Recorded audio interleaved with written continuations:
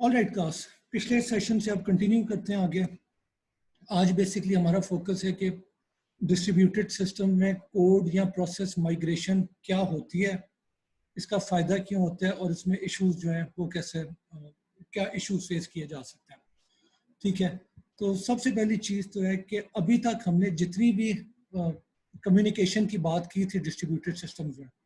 ठीक है, तो उसमें जितनी कम्युनिकेशन हो रही थी वो डेटा एक्सचेंज करने में उसका फोकस था। यानी क्लाइंट सर्वर के बीच में डेटा एक्सचेंज होता है या मल्टीपल पीयर्स हैं वो आपस में कैसे डेटा एक्सचेंज करते हैं। तो अभी तक उस पर डेटा के एक्सचेंज के ऊपर ही फोकस था। अगला पॉइंट ये है जो आज हमने डिस्कस करना है कि सिचुएशंस ऐसी भी आप फेस करेंगे जहाँ पे रादर देन कि सिर्फ आप डेटा ही शेयर करें, आपको पूरे का पूरा प्रोग्राम जो है वो अगर आप शेयर कर लें या किसी और मशीन के ऊपर ट्रांसमिट कर दें तो उससे आपका जो ओवरऑल सिस्टम है वो सिंप्लीफाई भी हो सकता है और इन सम केसेस उससे ओवरऑल सिस्टम की परफॉर्मेंस या एफिशिएंसी जो है वो भी बढ़ जाती है। ठीक है, और बाय द वे जब हम कोड ट्रांसफर करने की बात करते हैं तो लाजमी नहीं कि वो कोड सिर्फ एज एन कि सिर्फ एक स्टैटिक पीस ऑफ कोड है। इट इज़ ऑल्सो पॉसिबल कि आपका रनिंग प्रोग्राम ही एक मशीन से दूसरी मशीन के ऊपर शिफ्ट कर दिया जाए। ठीक है, तो पहली बात तो ये है कि कोड माइग्रेशन करते क्यों है, यानी उसका मकसद क्या है, उसका फ़ायदा क्या है। तो कोड माइग्रेशन में एक जो ऑब्जेक्टिव होता है या एक रीज़न आप कह लें वो होता है लोड डिस्ट्रीब्यूशन का। लोड की जब बात करते हैं तो लोड जहाँ तो सीपीयू क्यू लेंथ या सीपीयू यूटिलाइजेशन की टर्म्स में आप बात कर सकते हैं कि एक मशीन है जिसपे प्रोसेसर जो है वो 100% यूटिलाइजेशन पे रन कर रहा है, तो यू वुड वांट कि इसका लोड जो है कम हो जाए और किसी और मशीन के ऊपर आइडियली शिफ्ट हो जाए। और दूसरी जो लोड डिस्ट्रीब्यूशन होती है वो होता है कि आपने ओवरऑल जो नेटवर्क ट्रैफिक है उसको किसी तरीके से रिड्यूस करना है, तो कोड माइग्रेशन इसमें आपको हेल्प कर सकती है। ठीक है, दूसरा ऑब्जेक्टिव क्या होता है कि आप लोड डिस्ट्रीब्यूशन क्यों करना चाहते हैं और कोड माइग्रेशन क्यों करना चाहते हैं, तो वो होता है कि डेटा सेंटर्स की जब आप बात करें, यानी डेटा सेंटर्स के कॉन्टेक्स्ट में अगर आप देखें तो होता क्या है कि आपके मल्टीपल सर्वर्स होते हैं और सारे के सारे रन कर रहे होते हैं। ठीक है, तो अगर सारे जो सर्वर्स हैं वो रन कर रहे हैं और उनके ऊपर लोड बहुत ही कम है, तो इससे मसला क्या होता है कि आपकी एनर्जी यूजेज जो है वो बहुत ज़्यादा है, आपका एनर्जी बिल जो है वो बहुत ज़्यादा आएगा। ठीक है, और एक बात याद रखें कि डेटा सेंटर्स की जो रनिंग होती है उसमें एक मेजर जो जो खर्चा होता है, जो एक मेजर कॉस्ट होती है वो होती है आपका जो इलेक्ट्रिसिटी बिल है। ठीक है, तो यहाँ पे फिर ऑब्जेक्टिव क्या होता है कि अगर आपकी मल्टीपल मशीन सर्वर है वो रन कर रहे हैं पर वो बहुत ही कम लोड है उन सारों पे, तो आप क्या करते हैं कि कुछ सर्वर से लोड उठा के माइग्रेट करके आप किसी और सर्वर के ऊपर ले जाते हैं और जिस सर्वर से आपने लोड को माइग्रेट करवाया है प्रोसेसेस को, अब उस सर्वर के ऊपर लोड जीरो हो जाएगा तो उस सर्वर को आप शट डाउन कर देते हैं। ठीक है, तो इससे होता क्या है कि आपकी ओवरऑल जो एनर्जी कंजम्पशन है वो बहुत ड्रास्टिकली रिड्यूस हो सकती है। ठीक है, और दूसरी बात है लोड डिस्ट्रीब्यूशन, जो हमने नेटवर्क ट्रैफिक की बात की है, तो उसका एक एग्जांपल ले लें कि अगर आप क्लाइंट साइड पे कुछ भी प्रोसेसिंग नहीं कर रहे और वन बाय वन आप मैसेजेस सेंडर एंड पे भेजते हैं, वहां पे प्रोसेसिंग होती है, रिजल्ट रिटर्न होता है and so on and so fourth, तो आपके नेटवर्क पे बहुत ज़्यादा ट्रैफिक हो जाएगी। अगर कोई ऐसा सिनेरियो है कि रादर देन हर मैसेज ही आप सेंडर को भेजें, आपका क्लाइंट क्या कर सकता है कि कुछ प्रोसेसिंग अपने एंड पे कर देता है और बाकी जो है वो पे एक मैसेज सेंड कर दें फॉर एग्जांपल सर्वर को, जो कि बाकी की प्रोसेसिंग जो है वो कर सकते हैं। इसका एक एग्जांपल ले लें कि आपने अगर अपने कोई लॉगिन फॉर्म है उस पर कोई ईमेल एड्रेस एंटर किया है, तो एक ऑप्शन है कि आपका ईमेल एड्रेस सर्वर पे जाएगा और वो चेक करेगा कि इसका फॉर्मेट ठीक है कि नहीं है। दूसरी ऑप्शन क्या है कि आपका जो क्लाइंट एंड है वहीं पे एक स्क्रिप्ट रन हो रहा होगा जो कि चेक करेगा कि आपने जो ईमेल इनपुट किया है उसका फॉर्मेट ठीक है, यानी उसमें एट आता है, उसमें डॉट कॉम आता है। अगर ठीक है तो ओनली देन आपका ईमेल एड्रेस और बाकी जो पासवर्ड इंफॉर्मेशन है वो सर्वर तक जाएगी, वरना वहीं पे आपको बता दिया जाएगा कि ईमेल जो है आपने सही फॉर्मेट में नहीं डाली, उसे ठीक करना है। तो इस अप्रोच का फायदा क्या है कि आपका ओवरऑल जो नेटवर्क के ऊपर लोड था, जो नेटवर्क ट्रैफिक थी, वो रिड्यूस हो जाती है। ठीक है, तो ये एक फायदा है कोड माइग्रेशन करने का, यानी ये जो ट्रैफिक वाला जो माइग्रेशन की थी उसमें हमने क्या किया है, माइग्रेशन उस सेंस में क्या हुई है कि आपका जो ईमेल एड्रेस चेक करने वाला कोड था वो आपकी मशीन पे नहीं पड़ा हुआ था, जब आपने पेज लोड किया है तो उसके साथ ही जावास्क्रिप्ट जो है वो आपकी मशीन के ऊपर आके एग्जीक्यूट हो गया।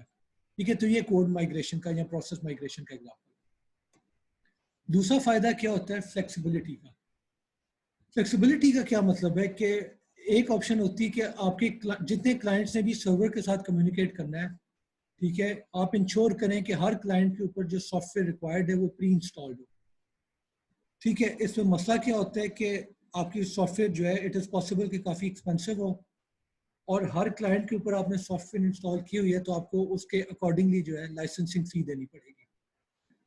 ठीक है, तो इससे बेहतर ऑप्शन ये होती है कि जब आप क्लाइंट ने सर्वर के साथ कनेक्ट करना है सिर्फ तब भी सॉफ्टवेयर लोड हो, और जैसे ही आप डिस्कनेक्ट करते हैं वो सॉफ्टवेयर जो है वो भी डिस्कार्ड हो जाए, ताकि आपको एक लॉन्ग टर्म पेमेंट जो है वो ना करनी पड़े। ये एक एग्जांपल है। ठीक है, और दूसरा पॉइंट फायदा क्या हो जाता है फ्लेक्सिबिलिटी के कॉन्टेक्स्ट में कि अगर इंटरफेसेस स्टैंडर्डाइज्ड हैं, यानी हर क्लाइंट सर्वर का आपको पता है कि जो ऑब्जेक्ट है वो क्या क्या फंक्शंस एक्सपोज कर रहे हैं, वो अगर आपको पता है, तो अब कोड माइग्रेशन का फायदा क्या होगा कि अगर आप कोई भी चेंज करना चाहते हैं क्लाइंट एप्लीकेशन को या किसी और चीज़ को, तो उसकी वजह से आपको एज सच सर्वर में चेंज नहीं करनी पड़ेगी। क्यों? क्योंकि आप कोई ऐसा प्रोग्राम लोड कर देंगे जिसका जो कि इंटरफेस जो है वो वही फॉलो कर रहा है जो कि सर्वर का इंटरफेस है। तो यानी बेसिकली फ्लेक्सिबिलिटी को मैं समराइज कर दूं तो कोड माइग्रेशन का एक फायदा जो होता है वो फ्लेक्सिबिलिटी है कि रादर देन आपने एक कोड जो है वो इंस्टॉल कर दिया प्रोग्राम, उसके पैसे भी दे दिए हैं, अब आप सर्वर के साथ कम्युनिकेट कर सकते हैं वरना नहीं कर सकते हैं। उसकी बजाय कोड माइग्रेशन का फायदा क्या है कि जब आपने कम्युनिकेट करना है सिर्फ उसी टाइम पे आपकी मशीन के ऊपर सर्वर जो है एक प्रोग्राम लोड कर देगा, सॉफ्टवेयर जो रिक्वायर्ड है वो लोड कर देगा। या फिर अगर कोई आप कोई सर्वर एंड पे चेंज होती है फॉर एग्जांपल, तो आपको अपना कोड चेंज नहीं करना पड़ेगा, वो सर्वर उसके मुताबिक जो भी नया क्लाइंट है, जो भी नई क्लाइंट एप्लीकेशन है, वो ऑटोमेटिकली आपकी मशीन के ऊपर लोड कर देगा। ठीक है, तो इस वजह से आपकी फिर हेडेक खत्म हो जाती है, नहीं आपको पैसे देने पड़ते हैं, और आपका जो है सर्वर के साथ कम्युनिकेशन जो है वो इनेबल हो जाएगी। ओके, अब एक सवाल ये आता है कि अभी तक जो हमने डिस्क्राइब किया कोड माइग्रेशन या प्रोसेस माइग्रेशन, वो तो अजम्पशन थी कि होमोजेनस सिस्टम है, क्लाइंट और सर्वर जो है वो एक ही किस्म का ऑपरेटिंग सिस्टम रन कर रहे हैं जिसके ऊपर वो प्रोग्राम रन हो सकता है। ठीक है, अब प्रॉब्लम कब आती है कि अगर आपका जो डिस्ट्रीब्यूटेड सिस्टम है उसमें मशीन जो है वो हेट्रोजेनस है, यानी फॉर एग्जांपल किसी मशीन के ऊपर 32 बिट हार्डवेयर है, किसी के ऊपर 64 बिट हार्डवेयर है, या फिर कोई मशीन है जो कि विंडोज रन कर रही है, कोई और मशीन है जो कि लिनक्स रन कर रही है। तो in that case code migration आप कैसे कर सकते हैं? ठीक है, तो यहाँ पे फिर बात आ जाती है कि आपके पास दो सोल्यूशन है। एक सोल्यूशन तो ये है कि आपने जिस कोड को माइग्रेट करना है, यानी सर्वर ने फॉर एग्जांपल किसी मशीन पे कोड सेंड करना है ताकि उस मशीन के ऊपर रन हो, सर्वर के पास जो प्रोग्राम पड़ा हुआ है वो लेट सपोज लिखा गया था किसी एक फॉर्मेट में किसी एक ओएस के लिए, और रन आपने किसी और ओएस पे करना है। तो इसकी एक सोल्यूशन होती है कि आप वर्चुअल मशीन इस्तेमाल करें, जो हमने पहले भी डिस्कस किया था, यानी अगर जेवीएम है तो फिर जावा वर्चुअल मशीन है, तो फर्क नहीं पड़ता कि आपने क्या कोड लिखा हुआ है, क्योंकि अगर ऑपरेटिंग सिस्टम जो है वो विंडोज़ है तो जावा वर्चुअल मशीन आपके कोड को उस विंडोज़ के मुताबिक ट्रांसलेट करेगी बाइट कोड में। ऑन दी अदर एंड अगर आपने माइग्रेट किया है कोड किसी लिनक्स मशीन पे, तो वहाँ पे भी virtual machine Java virtual machine run कर रही होगी जो कि आपके कोड को कन्वर्ट करेगी यूनिक्स या लिनक्स जो भी ओएस है उसके मुताबिक बाइट कोड में। तो एक तो ये सोल्यूशन होता है। तो यहाँ पे हेट्रोजेनिटी जो है उसकी प्रॉब्लम नहीं आती, क्योंकि आप बस अपना कोड लिखें,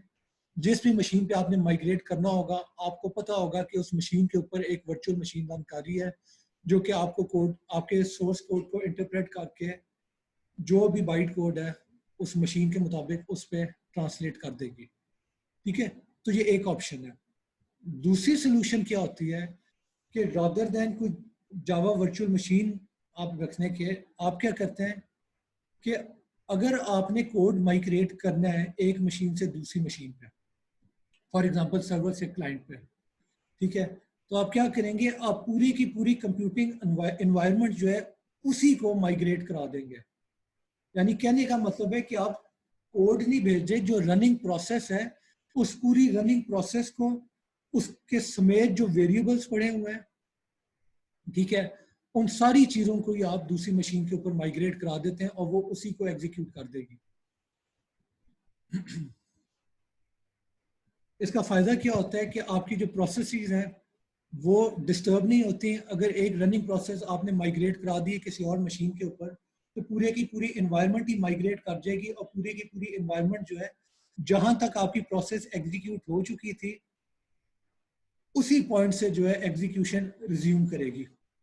ठीक है, तो जो एंड यूजर है उसे ये डिसरप्शन जो है उसका पता भी नहीं चलेगा, ये इतनी तेजी से सब कुछ हो जाएगा। ठीक है, तो जब कोड माइग्रेशन की बात करते हैं तो पहली बात तो है कि उसका एक मॉडल डिस्क्राइब कर दें कि पहली चीज तो है कि प्रोसेस सेगमेंटेशन क्या है, कि किस तरह की चीजों को आप माइग्रेट करवा सकते हैं। एक होता है कि आप कोड सेगमेंट को माइग्रेट कराएं। कोड सेगमेंट का मतलब है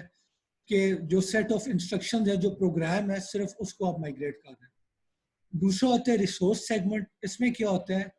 कि आपके प्रोग्राम को जितने भी रिसोर्सेज चाहिए, ठीक है, आपकी जो प्रोसेस रन कर रही है उसे जो रिसोर्सेज चाहिए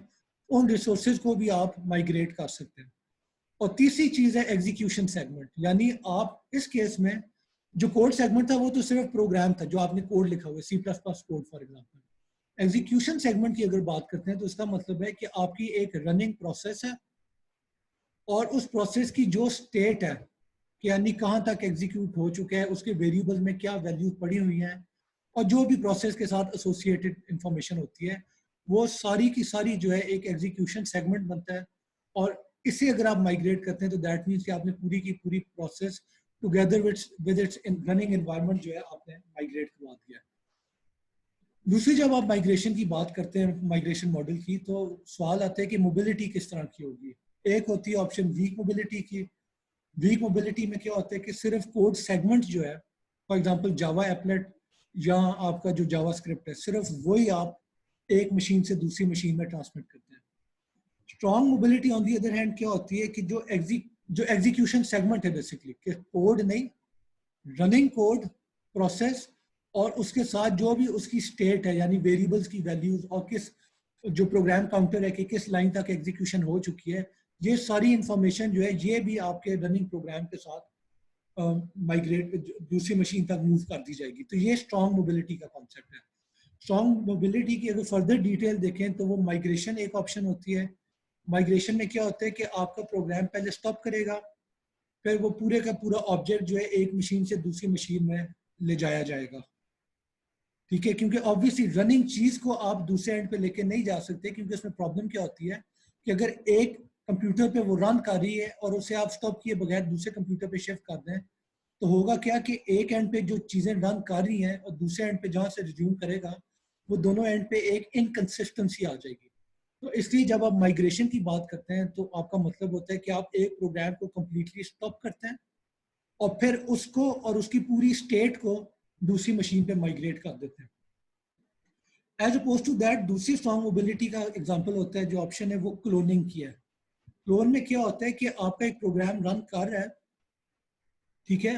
आप उसका एक क्लोन बनाते हैं और उस क्लोन की एग्जीक्यूशन स्टेट वही है जो कि आपकी मशीन पे जो प्रोग्राम रन कर रहे हैं उसकी है। ठीक है, अब आप क्या करेंगे कि उस क्लोन को माइग्रेट कराएंगे और इन द मीन टाइम दोनों एंड पे जो है आपका क्लोन भी मूव कर रहा हो, रन कर रहा होगा और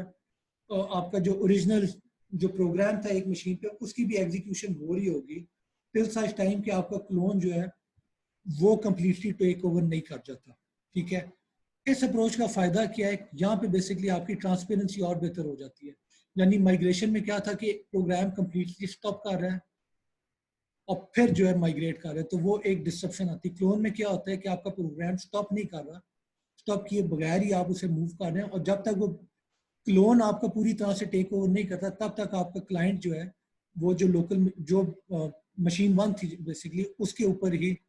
सर्विस ले रहा होगा। ठीक है, यहाँ पे आपकी डिसेप्शन नहीं होगी। और प्रॉब्लम क्या आती है कि एक मशीन पे आप प्रोग्राम रन कर रहे हैं और उसी स्टेट को दूसरी पे लेके जा रहे हैं, ठीक है। तो वो जो इनकंसिस्टेंसी आती है उस पे प्रॉब्लम को आपने एड्रेस करना होता है, उसे हैंडल करना होता है। अगर नहीं करेंगे तो आपका जब प्रोग्राम रनिंग प्रोग्राम माइग्रेट करेगा तो वहाँ पे इनकंसिस्टेंसी आएगी और एंड यूजर जो है उसके रिजल्ट्स जो है वो अपसेट हो सकते हैं, ठीक है। तो क्लोनिंग इवन दो बेहतर है एंड यूजर के लिए क्योंकि ज़्यादा बेहतर ट्रांसपेरेंसी देता है, पर जहाँ पे ऑब्वियसली आपको फिर कॉम्प्लेक्सिटी ज़्यादा इनकर होती है और एज ए प्रोग्रामर पे उस कॉम्प्लेक्सिटी को आपने एड्रेस करना होता है, ठीक है। All right. और आखिरी जो बात होती है माइग्रेशन मॉडल में, जब भी आपने किसी प्रोग्राम को माइग्रेट करना है तो आपने ये सोचना होता है कि ये प्रोग्राम जो है सेंडर इनिशिएटेड माइग्रेशन होगी, ठीक है, कि सेंडर डिसाइड करेगा कि मैंने ये कोड जो है अब दूसरी मशीन के ऊपर रन करना है, जहाँ रिसीवर इसे इनिशिएट करता है, यानी रिसीवर कहता है कि ये कोड जो है इसे इस मशीन की बजाय मेरी मशीन के ऊपर ला के फॉर एग्जाम्पल रन करना शुरू कर दो, ठीक है। तो अब इसकी ज़्यादा डिटेल में जाते हैं। जब आप कोड माइग्रेशन की बात करते हैं तो 4 किस्म के पैटर्न हैं कोड माइग्रेशन के जो कि डिस्ट्रीब्यूटेड सिस्टम में आप फेस करेंगे। एक होते हैं क्लाइंट सर्वर माइग्रेशन पैटर्न, एक कोड ऑन डिमांड है, एक रिमोट इवैल्यूएशन है और चौथा जो है वो मोबाइल एजेंट्स का है। अब इनको हम ज़्यादा डिटेल में देखते हैं, ये बेसिकली ओवरव्यू था। डिटेल में अगर देखें तो अगर आप क्लाइंट सर्वर पैराडाइम इस्तेमाल कर रहे हैं कोड माइग्रेशन का, तो इसमें क्या होता है कि आपका जो कोड है, जो एग्जीक्यूशन स्टेट है या एग्जीक्यूशन सेगमेंट कहते हैं, और जो रिसोर्सेज हैं, सब कुछ सर्वर के ऊपर पड़ा होता है। आपका क्लाइंट जो है सर्वर को रिक्वेस्ट भेजेगा तो सर्वर एंड पे कोड एग्जीक्यूट होगा, सर्वर की ही रिसोर्सेज होंगी और सर्वर की ही वो एग्जीक्यूशन स्टेट होगी, और जो भी एंड रिजल्ट होगा एग्जीक्यूशन स्टेट सर्वर एंड पे चेंज होगी, नंबर 1, और नंबर 2 जो रिजल्ट आएंगे वो सर्वर जो है क्लाइंट को सेंड कर देगा। तो बेसिकली इस एग्जांपल में क्लाइंट एंड पे कुछ भी नहीं होगा, सब का सब जो है वो सर्वर एंड पे होगा। एज अपोज टू दैट दूसरा जो पैटर्न है वो रिमोट इवैल्यूएशन का है। इस मॉडल में क्या होता है कि आपका जो सर्वर है उस पर रिसोर्स पड़ी होती है और उस पर एग्जीक्यूशन स्टेट होती है। क्लाइंट क्या करेगा, क्लाइंट जिस प्रोग्राम को रन करना चाहता है वो प्रोग्राम सर्वर पे भेजेगा, सर्वर उस कोड को एग्जीक्यूट करेगा अपनी रिसोर्सेज इस्तेमाल करते हुए और अपनी ही जो एग्जीक्यूशन स्टेट है उसमें। एक दफा कोड एग्जीक्यूट हो गया, अपनी स्टेट चेंज होगी सर्वर की, उसके बाद सर्वर जो भी रिजल्ट है वो वापस क्लाइंट को भेज सकता है, ठीक है। तो यहाँ पे पिछले पैटर्न से क्या चीज फर्क है कि पिछले पैटर्न पे जो कोड एग्जीक्यूट करना था वो कोड सर्वर के पास ही पड़ा हुआ था, क्लाइंट के पास कोड नहीं था। अब क्या हो रहा है कि क्लाइंट स्पेसिफाई कर रहा है कि मैंने कौन सा कोड रन करना है और क्लाइंट उस कोड को ट्रांसमिट कर देता है टू द सर्वर, ठीक है। एक्चुअली सर्वर कह दें, मैं एग्जांपल सर्वर का दे रहा हूँ, पर लाजमी नहीं है कि क्लाइंट सर्वर ही हो। इट इज ऑल्सो पॉसिबल कि 2 पीयर्स हो, एक पीयर जो है अपना कोड दूसरे पीयर को सेंड कर रहा है, ठीक है। इसका एक एग्जांपल ले लें कि अगर लेट सपोज मैं कोई एक्सपेरिमेंट रन करना चाहता हूँ, मैं कोई रिसर्च कर रहा हूँ, एक्सपेरिमेंट रन करना चाहता हूँ, तो मैं क्या करूँगा, मैं पूरा एक्सपेरिमेंट का सिनेरियो लिखूंगा और वो सिनेरियो जो है वो मैं ट्रांसमिट कर दूंगा किसी दूसरी मशीन को। उस मशीन के ऊपर बड़ा तेज प्रोसेसर पड़ा होगा, बहुत अच्छी रैम होगी, हैवी रैम होगी, स्टोरेज अच्छी होगी, यानी बहुत अच्छा स्ट्रॉन्ग मशीन होगी। अब वो क्या करेगा, वो मशीन मेरे कोड को, मेरे सिनेरियो को वहां पे रन करेगा और फिर क्या होगा कि जो एक्सपेरिमेंट का रिजल्ट था वो मुझे सेंड कर देगा। यही काम मैं अपनी मशीन पे क्यों नहीं कर लेता, क्योंकि मेरी मशीन स्लो है, कमजोर मशीन है, उससे मैं अगर एक्सपेरिमेंट रन करता हूँ तो लेट्स सपोज मुझे हफ्ता लग जाएगा। इसी वो कोड में अगर किसी को बहुत ही स्ट्रॉन्ग सुपर कंप्यूटर को भेज देता हूँ तो शायद वो कुछ मिनटों में रिजल्ट दे दे, ठीक है। तो ये एक एप्लीकेशन है रिमोट इवैल्यूएशन पैराडाइम की, कि आप सिर्फ कोड को माइग्रेट कर दें, बाकी जो रिसोर्सेज हैं और जो भी एग्जीक्यूशन स्टेट है वो दूसरी मशीन की ही होगी। तीसरा पैटर्न है कोड ऑन डिमांड का, ठीक है, कि आपके जितने भी रिसोर्सेज हैं वो आपकी मशीन पे ही हैं और जो एग्जीक्यूशन होगी वो भी आपकी मशीन पे ही होगी, पर कोड जो है वो आपकी मशीन पे नहीं पड़ा हुआ। तो वो कोड आप किसी दूसरी मशीन से रिक्वेस्ट करते हैं, वो कोड जब आपकी मशीन पे आ जाएगा तो अब अपनी मशीन के रिसोर्सेज इस्तेमाल करते हुए आप उस कोड को एग्जीक्यूट करेंगे। अपनी जो एग्जीक्यूशन स्टेट है वो आपकी मशीन पर ही चेंज होगी, अपडेट होगी, और एंड पे अगर कोई रिजल्ट है तो वो आप दूसरी मशीन को सेंड कर सकते हैं। यानी कोड ऑन डिमांड का अगर आपने एग्जांपल लेना है तो सिंपलेस्ट एग्जांपल है कि आपने अगर अपनी लॉगिन स्क्रीन पे कोई ईमेल एड्रेस एंटर किया है तो अब आप, एक ऑप्शन है कि वो ईमेल एड्रेस आप सर्वर तक भेजें और सर्वर चेक करे कि ये फॉर्मेट ठीक है कि नहीं। दूसरी ऑप्शन क्या है कि आप जब वेब पेज लोड करते हैं ना तो उस पेज के साथ ही वो कोड भी आ जाता है जावास्क्रिप्ट का, जिस कोड का फंक्शन ये होगा कि आपने जो भी ईमेल एड्रेस डाला है वो आपकी मशीन पे रन होके चेक कर दे कि इस ईमेल एड्रेस का फॉर्म वैलिड है कि नहीं,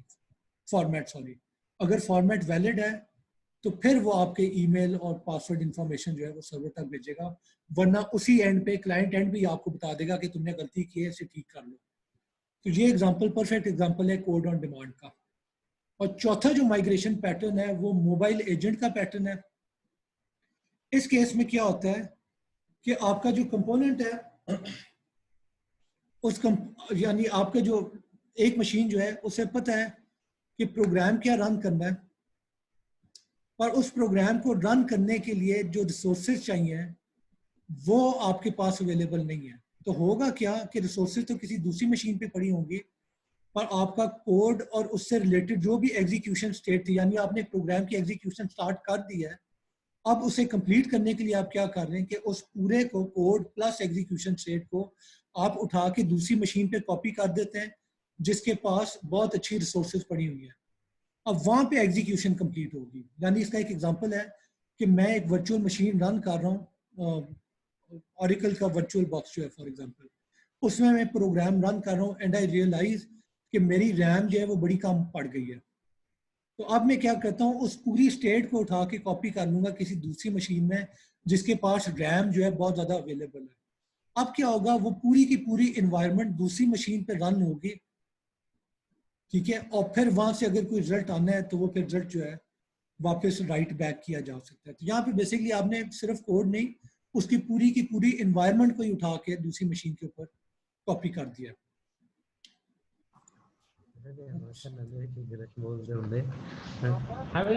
अगला सवाल ये है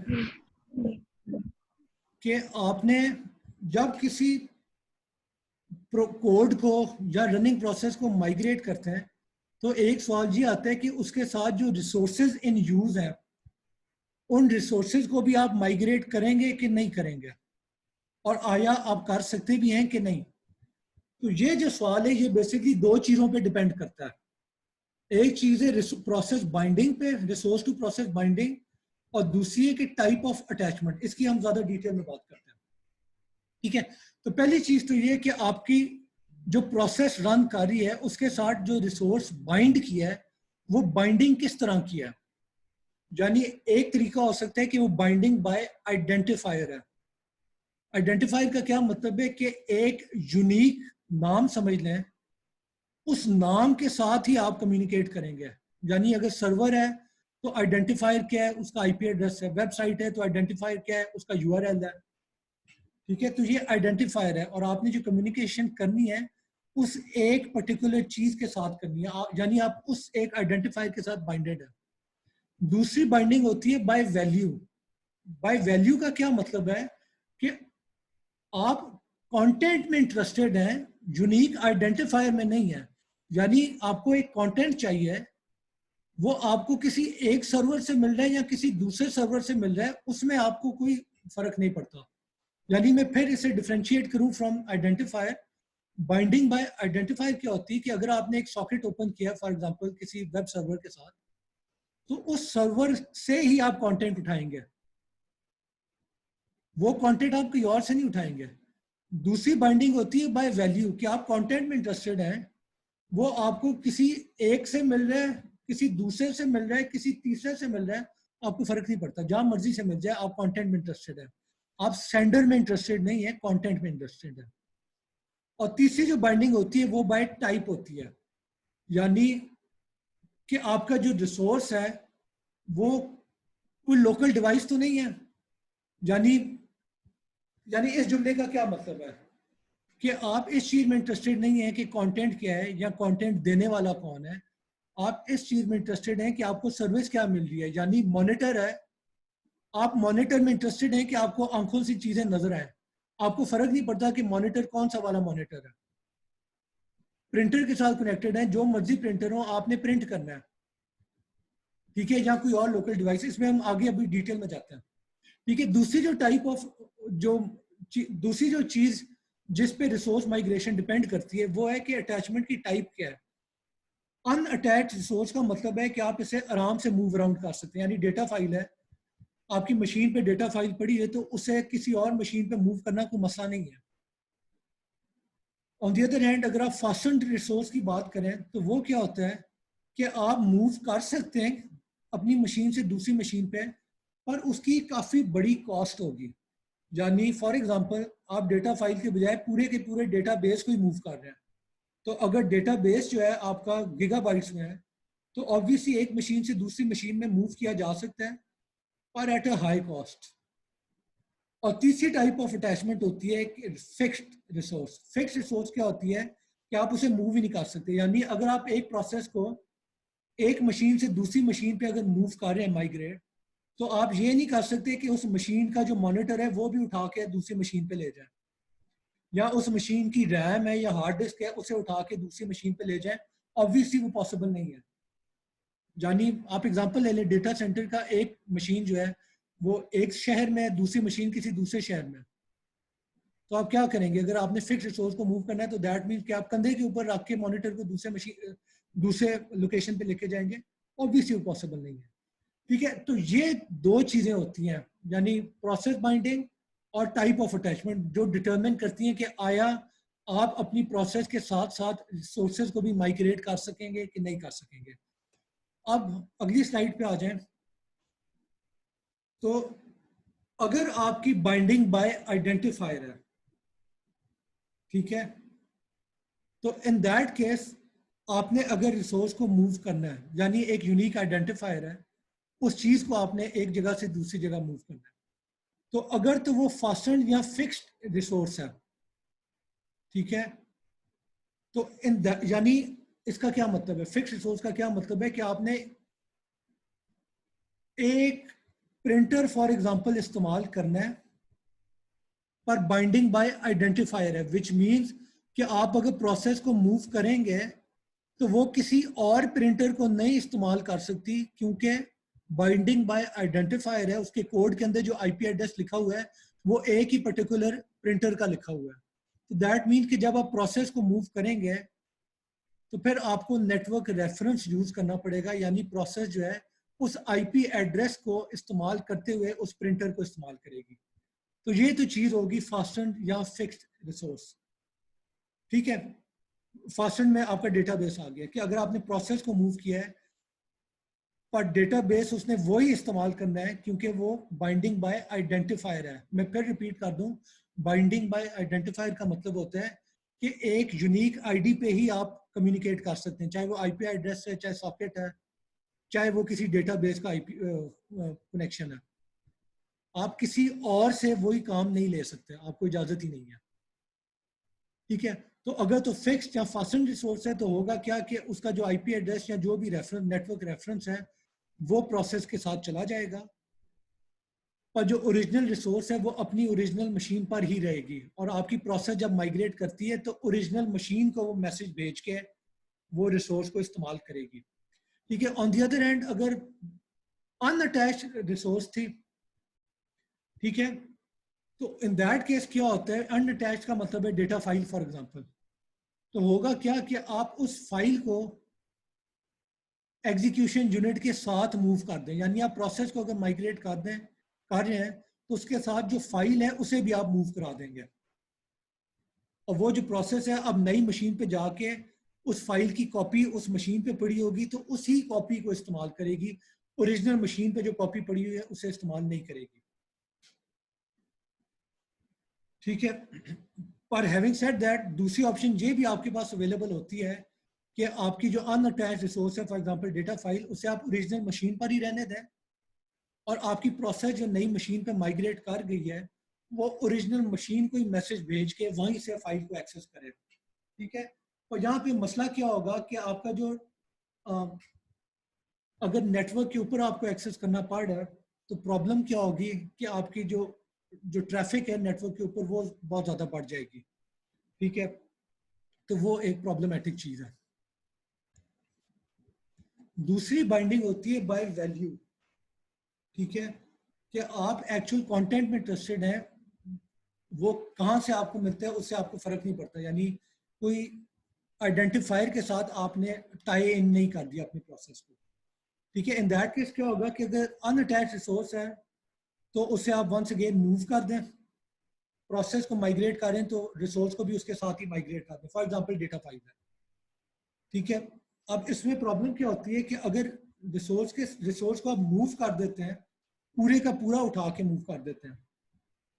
ठीक है, तो यहाँ पे इशू ये होता है कि अगर कोई और एग्जीक्यूशन यूनिट था जो कि इस रिसोर्स को इस्तेमाल कर रहा था, तो फिर उसके लिए एक्सेसिबिलिटी का मसला हो जाएगा। तो इसलिए एक ऑप्शन है कि आप मूव ना करें, आप उसकी कॉपी बना दें, यानी ओरिजिनल भी रहने दें और उसकी एक कॉपी बना के दूसरी मशीन के ऊपर माइग्रेट करा दें, ठीक है। और इसमें एग्जांपल क्या होगा बाइंडिंग बाय वैल्यू में कि आप किसी कंटेंट में इंटरेस्टेड हैं, फॉर एग्जांपल लाइब्रेरी फाइल्स हैं, ठीक है, वो लाइब्रेरी फाइल आपकी किसी भी मशीन पे पड़ी हो आपको फर्क नहीं पड़ता है, एज एन कोई यूनिक आईडी के साथ आपने टाई नहीं किया, यानी वो किसी सर्वर के साथ टाइड नहीं है, वो लाइब्रेरी किसी भी मशीन पे एग्जिस्ट कर सकती है। एनीवे ये एक एग्जांपल है। अगर वो रिसोर्स जो है वो फास्टेंड रिसोर्स है, फॉर एग्जांपल डेटाबेस, ठीक है, तो इन दैट केस आपको, क्योंकि बाइंडिंग बाय वैल्यू है नॉट बाय आइडेंटिफायर, तो आप क्या कर सकते हैं कि उस चीज को आपने मूव करना है तो आप कॉपी कर लें, बेशक ओरिजिनल पे भी रहने दें, नए के ऊपर भी ले आए, जहाँ फिर आप ओरिजिनल के ऊपर रहने दें और उसका नेटवर्क रेफरेंस जो है आईपी एड्रेस फॉर एग्जांपल वो आप शेयर कर दें, ताकि जब प्रोसेस माइग्रेट हो रही है तो उसे पता हो कि ये रिसोर्स कहाँ से एक्सेस करनी है, ठीक है। ये सिमिलर ही है बाय द वे टू जो बाइंडिंग बाय यूनिक आईडी थी। और तीसरा है कि फिक्स रिसोर्स, तो यहाँ पे आपको वंस अगेन नेटवर्क रेफरेंस ही इस्तेमाल करना पड़ता है, यानी अगर आपने प्रोग्राम ऐसे लिखा हुआ है जो कि किसी प्रिंटर को इस्तेमाल कर रहा है, तो अगर उस प्रोसेस को आप माइग्रेट कराते हैं तो अब आप लोकल प्रिंटर को नहीं इस्तेमाल कर सकते, आपको जो ओरिजिनल प्रोग्राम जो प्रिंटर इस्तेमाल कर रहा था आपको उसी का आईपी एड्रेस चाहिए होगा और आप उसी के साथ कम्युनिकेट कर रहे होंगे, यानी फिक्स रिसोर्स को आप माइग्रेट नहीं कर सकते। आप ये नहीं कर सकते कि प्रिंटर जो है वो एक की बजाय दूसरा प्रिंटर इस्तेमाल कर लो। और आखिरी चीज है बाइंडिंग बाय टाइप।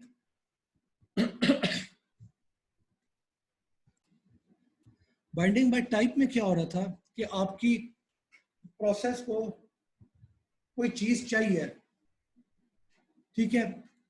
और उस प्रोसेस को आपने माइग्रेट करा दिया है, तो जो चीजें चाहिए थी आपके पास एक ऑप्शन तो होती है कि उस रिसोर्स का, फॉर एग्जांपल प्रिंटर और मॉनिटर, उसका जहां तो आप आईपी एड्रेस शेयर कर लें और जो ओरिजिनल वाला था वही इस्तेमाल होगा, ठीक है। जहां पे दूसरी ऑप्शन क्या होती है कि जब आप रिसोर्स लोकेशन कर रहे हैं, सॉरी, जब आप प्रोसेस माइग्रेशन कर रहे हैं और जो रिसोर्स उसे चाहिए वो पिछली मशीन के साथ टाइड है, ठीक है, तो एक ऑप्शन ये भी हो सकती है कि आपकी जो नई प्रोसेस, आपकी जो प्रोसेस माइग्रेट हुई है उसमें रीबाइंडिंग करें। यानी रीबाइंडिंग का क्या मतलब है कि आप इस प्रोसेस को कहेंगे कि पिछला जो प्रिंटर का आईपी एड्रेस था उसकी बजाय ये नया आईपी एड्रेस है, ये नया प्रिंटर है, इसे इस्तेमाल कर लो, ठीक है, या नया मॉनिटर है उसकी इंफॉर्मेशन दे दो, उसे यूज करना शुरू कर दें, ठीक है। तो ये भी आपके पास ऑप्शन होती है। तो